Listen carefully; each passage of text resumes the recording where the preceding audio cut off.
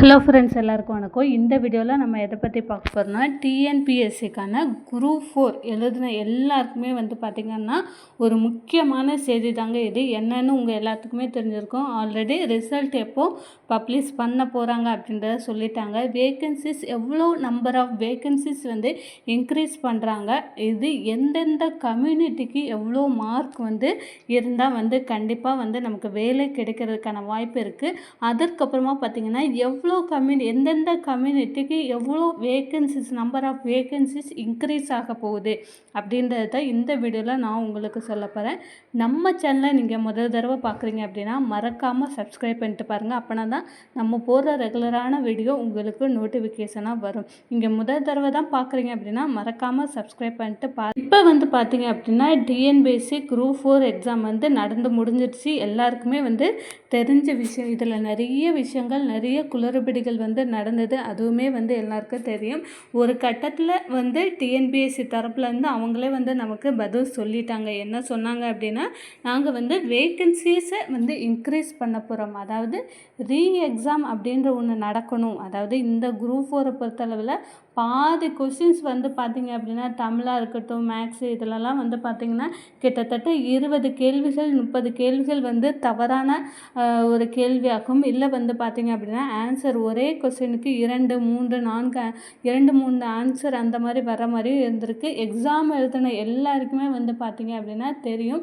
So நம்ம எல்லாருமே என்ன பண்ணோம், என்ன இது பண்ணோம் அப்படின்னா கண்டிப்பாக ரீ எக்ஸாம் அப்படின்ற ஒன்று நடக்கும். நடந்தால் தான் பார்த்திங்க அப்படின்னா இந்த குரூப் 4 வருஷக்கணக்காக படிக்கிறவங்களுக்கு ஒரு பெனிஃபிட்டாக இருக்கும் கண்டிப்பாக.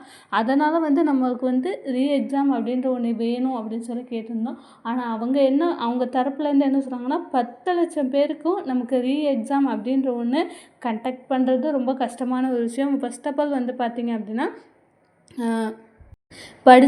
இப்போ எக்ஸாம் எழுத எல்லாரும் எவ்வளோ பேர் எக்ஸாம் எழுதியிருக்காங்கன்றத எல்லாம் பார்க்கணும். அவங்களுக்கு அப்புறம் ஹால் டிக்கெட் இந்த மாதிரியான நிறைய ப்ராசஸ் இருக்குது. அவங்க என்ன சொல்கிறாங்கன்னா, நாங்கள் ரிசல்ட்டை பப்ளிஷ் பண்ணிடுறோம். ரிசல்ட்டை பற்றின நியூஸ் எல்லாருமே கேள்விப்பட்டிருப்பீங்க. ஆகஸ்ட்டில் அக்டோபரில் பார்த்திங்க அப்படின்னா நமக்கு ரிசல்ட்டு பப்ளிஷ் ஆக போகுது. இன்னும் 2 மாதம் தான். இதில் என்ன நமக்கு பெனிஃபிட்டான ஒரு விஷயம் அப்படின்னா, நமக்கு இந்த குரூப் 4 பொறுத்தளவில் எந்த அளவுக்கு நம்ம எதிர்த்தோமோ அந்த அளவுக்கு நமக்கு நிறைய நன்மைகள் தான் நடக்க போகுது. ஏன்னு பார்த்திங்க அப்படின்னா வேக்கன்சிஸை இன்க்ரீஸ் பண்ண போகிறாங்க. இவங்களை வச்சு, அதாவது இந்த குரூப் 4 எழுதினவங்களுக்கு மட்டும் வேக்கன்சிஸை இன்க்ரீஸ் பண்ணுவாங்க. ஒன்ஸ் ரிசல்ட்டை பப்ளிஷ் பண்ணிட்டாங்க அப்படின்னா அதுக்கப்புறமா நமக்கு கட் ஆஃப் மார்க் ரொம்பவே குறைய போகுது. இது பார்த்திங்க அப்படின்னா நீங்கள் 2 தடவை 3 தடவை முயற்சி பண்ணி நான் குரூப் 4 எழுதியிருக்கேன், நான் 3 வருஷமாக எழுதிட்டு வரேன், 4 வருஷமாக எழுதிட்டு வரேன், அந்த மாதிரி நினைக்கிறவங்களுக்குலாம் பார்த்திங்க அப்படின்னா இந்த தடவை வேலை கிடைக்கிறதுக்கான சான்ஸ் அதிகமாக இருக்குது. ஏன்னா ரீ எக்ஸாமு அப்படின்னு ஒன்று வச்சாங்க அப்படின்னா புதுசாக நிறைய பேர் வருவாங்க. ஸோ ரீ எக்ஸாம்னு ஒன்று வைக்கும்போது ஆல்ரெடி நம்ம எதுக்காக இது பண்ணுறோன்னா நமக்கு கொஸ்டின் பேப்பர் கஷ்டமாக தான் இருக்குது. அதனால் இப்போ ரீ எக்ஸாம்ன்ற ஒன்று வச்சாங்க அப்படின்னா நமக்கு கொஞ்சம் ஈஸியாக எடுத்தாங்கன்னா இதுவரை எழுதாதவங்க கூட புதுசாக நிறைய பேர் ஜாயின் பண்ணுவாங்க.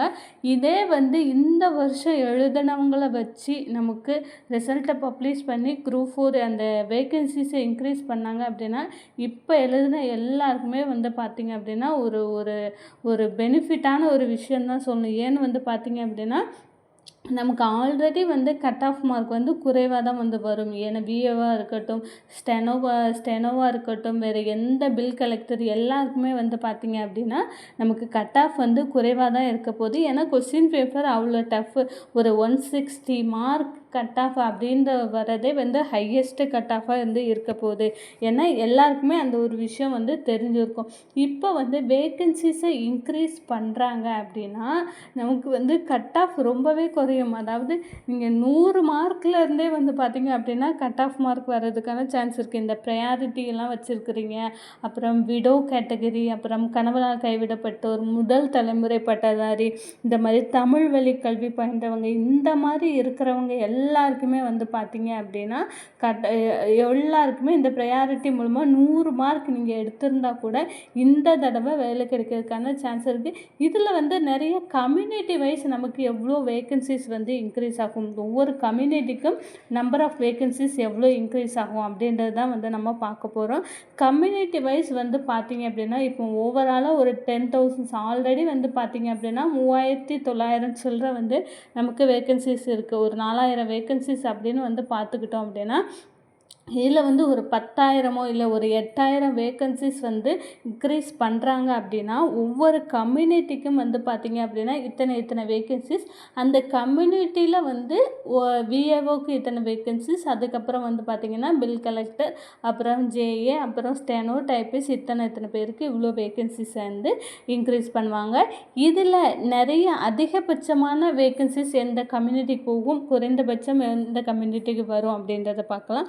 ஃபஸ்ட்டு வந்து பார்த்திங்க அப்படின்னா ஜென்ரல் கேட்டகரியில் வந்து எப்போதுமே நிறைய பேர் போட்டி போடுவாங்க. ஏன்னா ஒரு சிலர் வந்து கம்யூனிட்டி சர்டிஃபிகேட் இல்லாமல் இருக்கலாம், இல்லை கம்யூனிட்டியை சேர்ந்தவங்களாம் இல்லாமல் இருக்கலாம். இந்த மாதிரி இருக்கிறவங்க ஜென்ரல் கம்யூனிட்டியில் வருவாங்க. ஜென்ரல் கம்யூனிட்டியில் இருக்கிறவங்களுக்கு கொஞ்சம் மற்ற கம்யூனிட்டியை காட்டிலும் வேகன்சிஸ் இன்க்ரீஸ் பண்ணுவாங்க. இப்போ வந்து மற்ற கம்யூனிட்டிக்கு ஒரு 1000 வேகன்சிஸ் வந்து போடுறாங்க அப்படின்னா ஜென்ரல் கம்யூனிட்டிக்கு வந்து பார்த்திங்க அப்படின்னா 2,000 வேகன்சிஸ் இன்க்ரீஸ் பண்ணுவாங்க. நீங்கள் வந்து ஜென்ரல் கேட்டகரினா உங்களுக்கு 2,000 வேகன்சிஸ் வந்து இன்க்ரீஸ் பண்ணுவாங்க. அங்கே ஹையஸ்ட் மார்க்கு ஒரு 160 அப்படின்னு இருக்கிற பட்சத்தில் நீங்கள் வந்து ஒரு 130 மார்க் நீங்கள் எடுத்தாலே இந்த வருஷம் வேலை கிடைக்கிறதுக்கு அதிகப்படியான சான்ஸ் வந்து இருக்குது ஜென்ரல் கம்யூனிட்டியை சேர்ந்தவங்களுக்கு. அதுக்கப்புறம் வந்து பார்த்திங்க அப்படின்னா எம்பிசி, பிசி, பிசிஎம் இவங்களுக்கெல்லாம் வந்து பார்த்திங்கன்னா ஒரு 1000க்குள்ளே வந்து வேகன்சிஸ் இன்க்ரீஸ் பண்ணுறதுக்கான சான்ஸ் இருக்குது. எம்பிசி, பிசி, பிசிஎம் இவங்க எல்லாத்துக்குமே வந்து சொல்கிறேன், ஒரு 1000 வேகன்சிஸ்க்குள்ளே நமக்கு இன்க்ரீஸ் பண்ணுவாங்க ஒவ்வொரு கம்யூனிட்டிக்கும். ஒரு 1000 வேகன்சிஸ் அங்கும்போது நமக்கு அங்கே ஒரு ஹையஸ்ட்டு மார்க்கை விட நம்ம வந்து ஒரு 20லேருந்து 30 மார்க் நம்ம கம்மியாக எடுத்திருந்தோன்னா கூட கம்யூனிட்டியை சேர்ந்தவங்களுக்கு நான் சொல்கிறேன், உங்களுக்கு வேலை கிடைக்கிறதுக்கு இந்த வருஷம் குறிப்பாக வேலை கிடைக்கிறதுக்கு சான்ஸ் இருக்குது. இதில் வந்து பார்த்திங்க அப்படின்னா நமக்கு ப்ரையாரிட்டி எல்லாம் நீங்கள் வச்சுருந்தீங்க, முன்னுரிமை எதனா கோருங்க, மாற்றுத்திறனாளி முன்னுரிமை, இந்த மாதிரி நிறைய முன்னுரிமைகள் இருக்குது. இந்த முன்னுரிமைகள்லாம் இருந்தது அப்படின்னா நீங்கள் 100 மார்க் நீங்கள் எடுத்திருந்தா கூட நீங்கள் ஈஸியாக வந்து இந்த டைம் பாஸ் ஆகி கவுன்சிலிங் வர நீங்கள் போகிறதுக்கான சான்ஸ் வந்து அதிகமாக இருக்குது.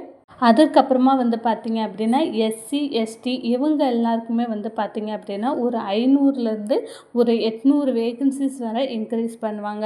ஸோ வந்து மற்ற கம்யூனிட்டியை காட்டிலும் எஸ்சி, எஸ்டிக்கு வந்து பார்த்திங்க அப்படின்னா ஒரு 500 to ஒரு 800 வேகன்சிஸ் வந்து இன்க்ரீஸ் பண்ணுறதுக்கான சான்ஸ் இருக்குது. அந்த மாதிரி இன்க்ரீஸ் பண்ணாங்க அப்படின்னா உங்களுக்கு உங்கள் கம்யூனிட்டிக்கே வந்து கட் ஆஃப் மார்க் வந்து கம்மியாக தான் வரும். ஒரு 170 வந்து ஹையஸ்ட்டு கட் ஆஃபாக இருக்கும்போது எஸ்சி, எஸ்டிக்கு வந்து பார்த்திங்க அப்படின்னா 150 அந்த மாதிரி ரேஞ்சில் தான் வந்து கட் ஆஃப் மார்க் வரும். இதுலேயுமே வந்து வேகன்சிஸ் இன்க்ரீஸ் ஆகுது அப்படின்னா ஒரு 20லேருந்து ஒரு 25 மார்க் வரை நீங்கள் வந்து உங்களுக்கு மார்க் குறைஞ்சி இருந்தால் கூட நீங்கள் வந்து பாஸ் ஆகி போயிடலாம். அடுத்ததாக வந்து பார்த்திங்க அப்படின்னா உங்களுக்கு 100 மார்க்கு 120 மார்க்குள்ளே எடுத்தவங்களுக்கு கூட இந்த எஸ்சி, எஸ்டி கம்யூனிட்டியை சேர்ந்தவங்களுக்கு இந்த டைம் வந்து போஸ்டிங் கிடைக்கிறதுக்கு அதிகப்படியான சான்ஸ் வந்து இருக்குது. மேலும் இது போன்ற தகவலுக்கு மறக்காமல் நம்மளுடைய சேனலை சப்ஸ்கிரைப் பண்ணுங்கள்.